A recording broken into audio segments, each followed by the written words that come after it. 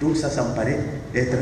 Coup d'État des cols blancs et coup d'État militaire, les peuples africains entre le marteau et l'enclume, c'est la préoccupation qui rassemble ces hommes et femmes, étudiants, universitaires, enseignants, hommes politiques dans cette salle. L'initiative qui émane de la chaire UNESCO des droits de la personne humaine et de la démocratie vise à réfléchir sur la question des coups d'État devenue un peu trop récurrente dans la sous-région. La rencontre s'inscrit dans le cadre d'un podium discussion organisé ici à la chaire UNESCO. Et comme vous le voyez déjà, il y aura plusieurs communications autour de divers thèmes qui permettront, comme je le disais tantôt, de réfléchir sur les voies et moyens pour anticiper sur ce qui se joue aujourd'hui et demain en ce qui concerne la question des coups d'État.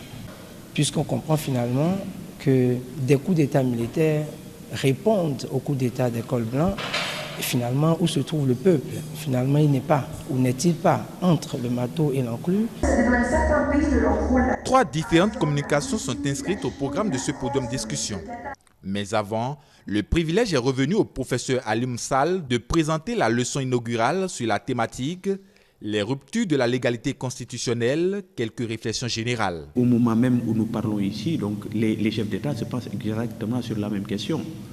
Ce n'est pas sur les coups d'État d'ailleurs en général, ce n'est pas sur les changements anticonstitutionnels de gouvernement. Ils mettent cette problématique en relation avec la lutte contre le terrorisme. Et il me semble effectivement que si nous sommes amenés à réfléchir aujourd'hui sur cette question, c'est précisément parce qu'elle s'est un peu renouvelée.